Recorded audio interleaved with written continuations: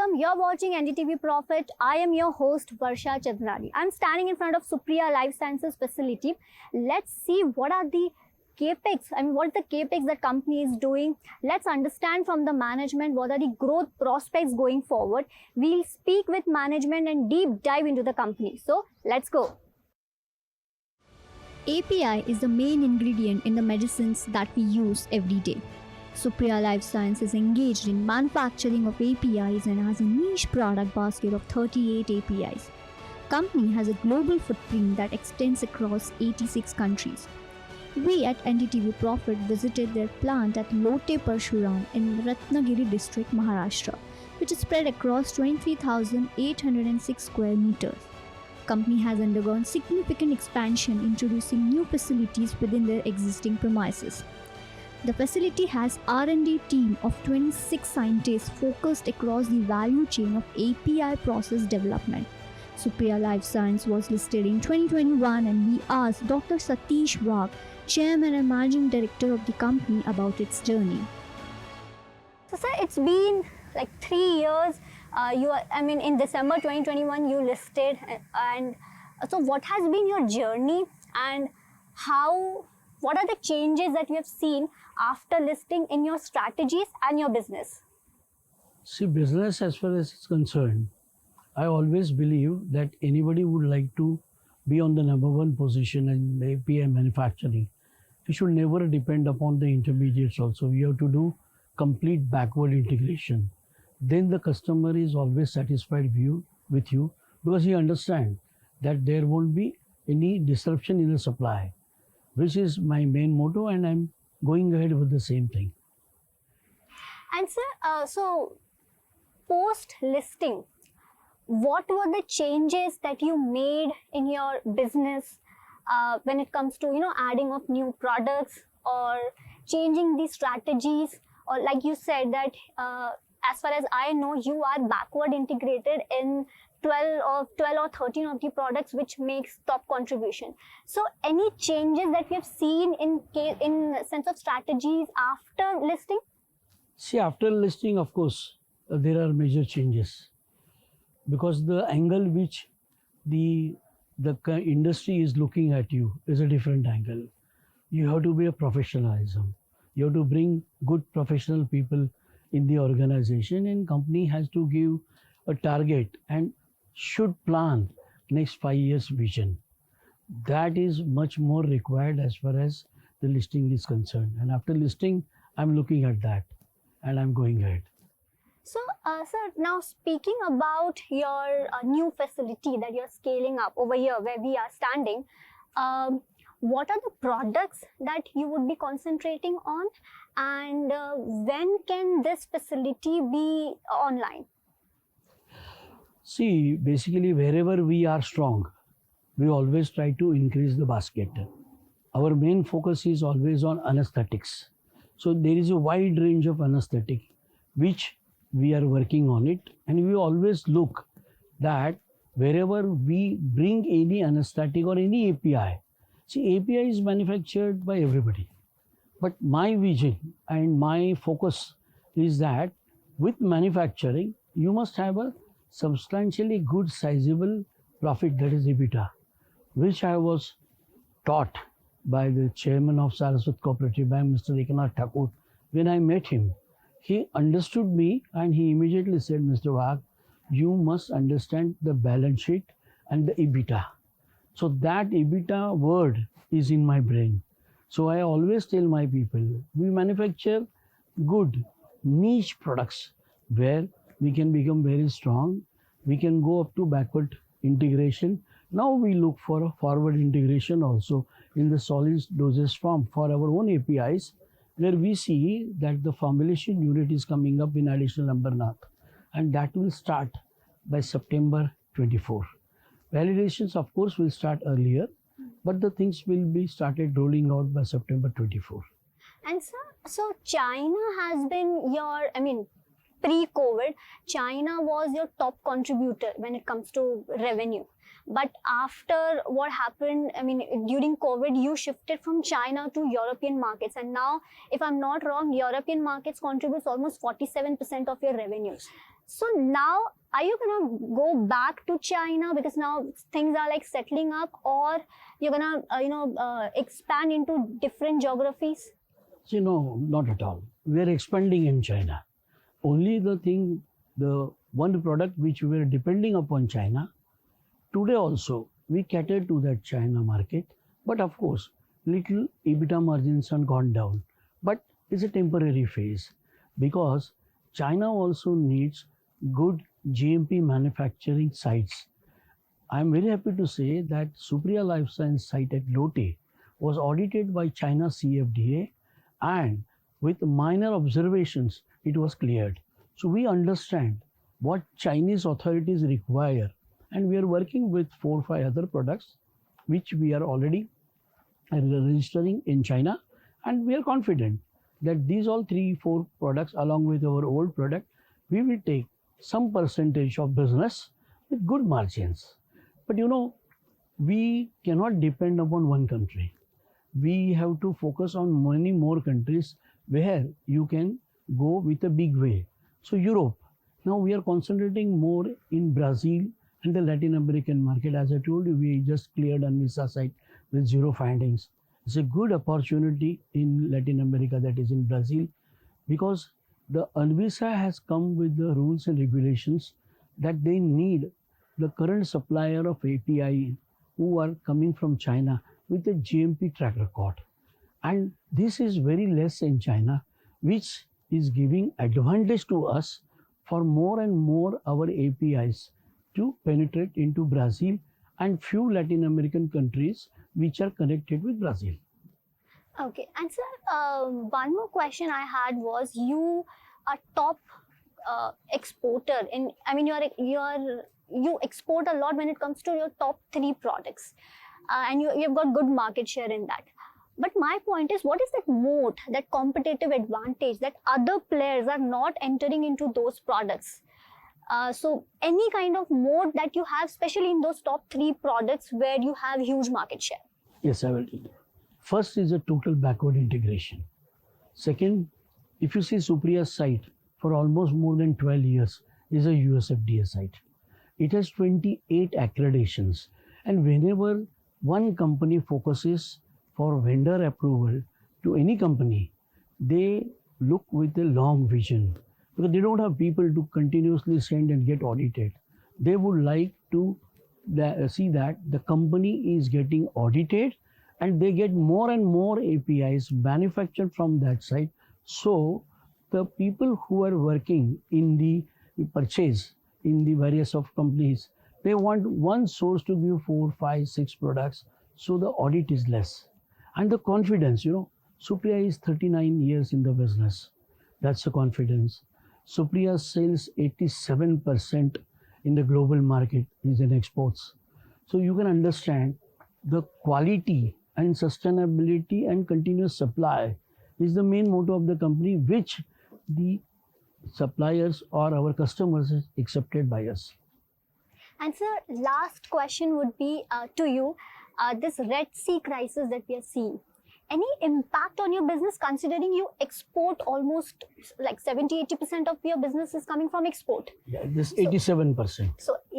So I'm sorry for that. So 87% of your business is from export, and any impact of Red Sea crisis you're seeing? Because I didn't see that in your Q3 results of FY24, but any that risk you're seeing for regarding this Red Sea crisis? See, majority of our exports are going by air.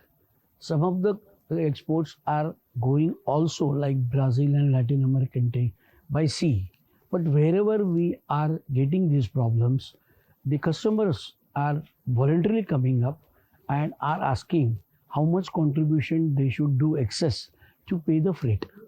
So we have a bonding with these customers, because these customers are with us for almost more than 20-22 years. And there's a good friendship developed.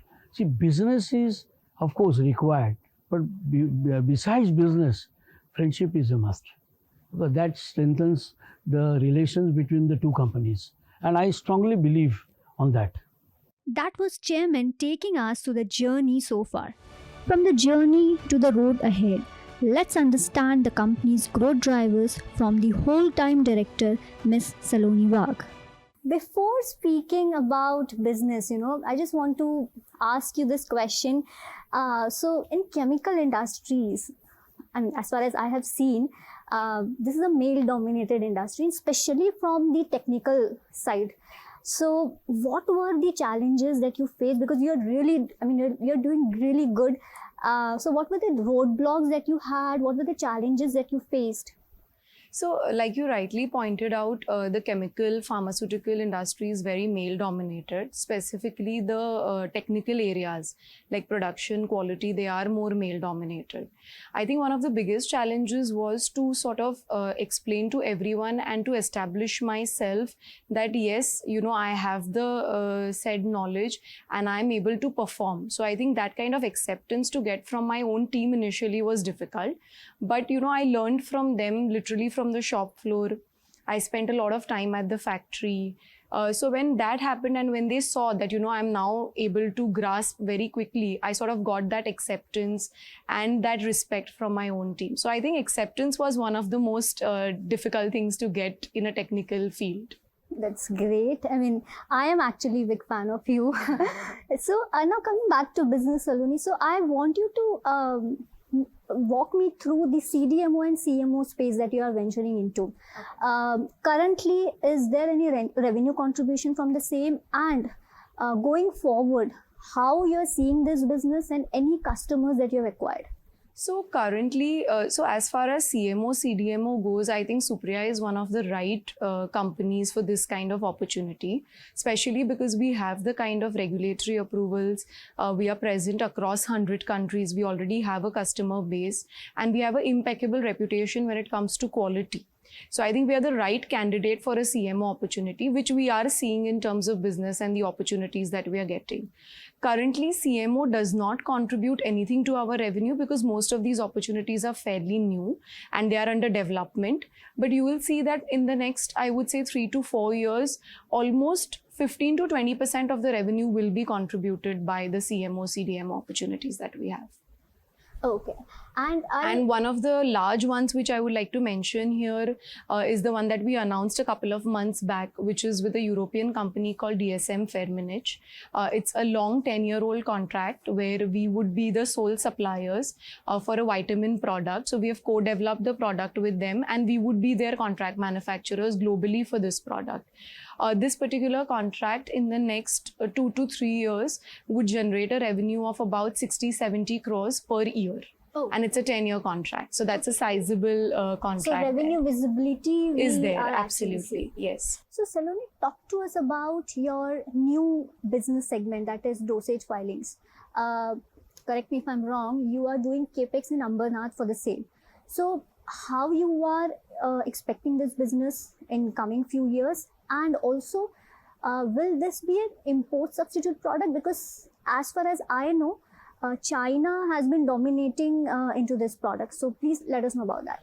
So yes, we are doing about 60 crores of capex in Ambernath in the next 2 years. This is mainly because we already have an expertise and core strength in anesthetic segment. We have a leadership position there. So we wanted to expand on that leadership position and expand our anesthetic portfolio. So we are launching a new anesthetic product whose global market currently is about $300 million US, and it is growing at about 4.5% CAGR for the next 10 years. So that product we are launching.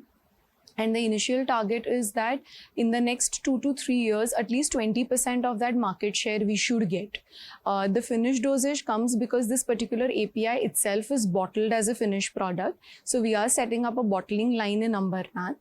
This would be about 5 million bottles a year. And like I said, the revenue contribution can be significant. So that is the progress that we are making on the CMO at Ambernath site. And when the new formulation business, when this will be online? So basically the site will be ready by August. I mean, the site would be ready a little bit earlier, but the validation and everything would be completed around August. So you can expect the revenues starting from FY26. Okay. And also, I wanted to know about your regulated versus unregulated market share. And I believe that the current quarter 3 of FY24, we saw this huge margin expansion. Was this because of you penetrating into more regulated market? Absolutely. I think since the inception of the company, my father, our chairman, his vision has always been to focus more on exports. And that is reflected in the company's revenue even today. 80% is coming from exports. And in this 80% also 50% comes from regulated markets. That has been our strategy for the last 5-6 years to file maximum number of DMFs and CEPs and enter into more regulated markets where the price realization is far better. So I think that is one of the reasons why you will see that the ratio of the regulated markets would grow. Similar to what happened in Q3, if you look at our Europe sales, they went from almost a 27% to 42%. So we are getting more traction for some of the therapies in European market. I think that's one of the reasons why you're seeing better margins as well. And so you've been always guiding the range of margin between 28 to 30%, and that you have delivered in the recent quarter. But now my question comes, you are penetrating more into regulated markets, you are going into CMO, CDMO business, which is again a high margin business. So are you guiding us, I mean, with respect to EBITDA margin, is it a conservative guidance of 28 to 30%? I mean, would margin would go up in future? So I would say that yes, in certain projects, if I look at it, the margin profile could be significantly higher. But as we are a growing company and, we'll be adding more and more products into our portfolio, initially these products will scale up in the semi-regulated markets. So that cycle of addition of new products, first scale up in semi-regulated, then regulated will continue to happen. So that's one of the reasons why we believe that 28 to 30% on the annualized basis on the complete product basket is something that we're confident of achieving. Of course, we have achieved far better and we have benchmarked ourselves to, those numbers. And there is a possibility we might achieve those, but 28 to 30% is something that I would like to guide going forward. And my last question would be on CAPEX. So overall, if I see in FY25, what would be the CAPEX of Supriyra Lifesciences plus the facility that we are now, like we have expanded this facility. So what is the rationale behind expanding this facility? What are the growth drivers that you are envisaging and CAPEX for the same? So basically the site where you are at today, we are doing almost a 60-70 crore capex. We have put in a new production block which has a capacity of about 250 to 300 KL. So our total capacity of this particular site would be now at around 900 KL, which is pretty large. This we have done because we see tremendous growth in our existing portfolio, because now we have done the filings in regulated markets, so that scale up will happen. Plus all the CMO opportunities in terms of API, advanced intermediates which are coming our way, they will also be scaled up here. So that is why we are creating that kind of capacity.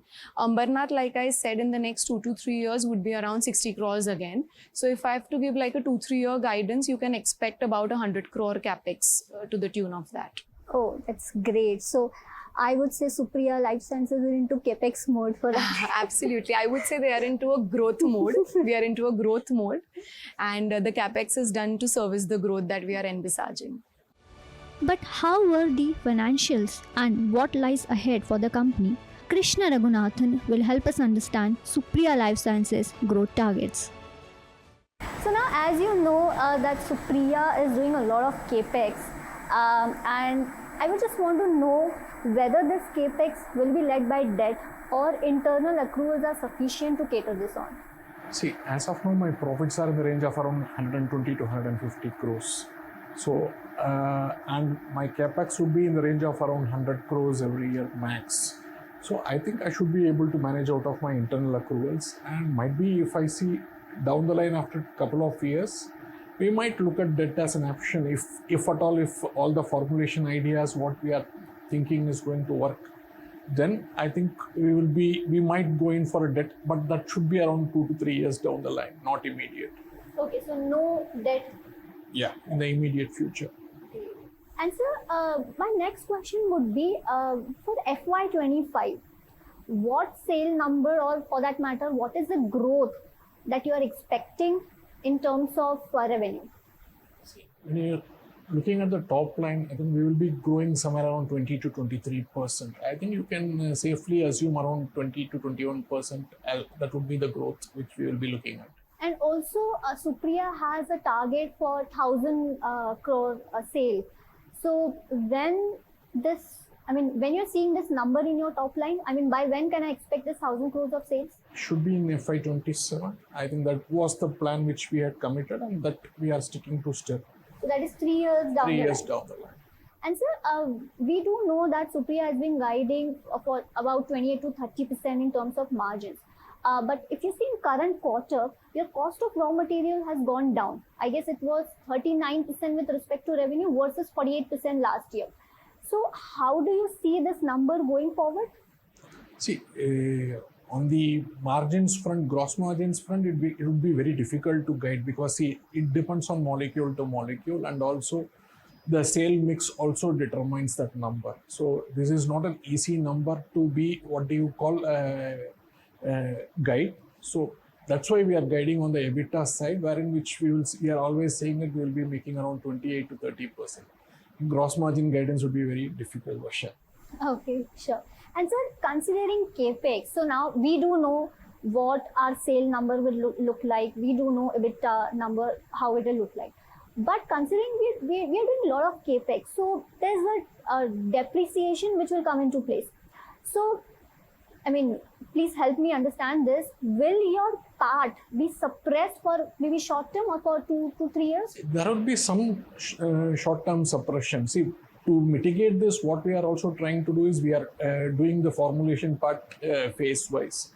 So that whatever that is going to generate revenue will be coming first and then all the rest will be coming at a later point in time. So that is something which we are using to mitigate this risk.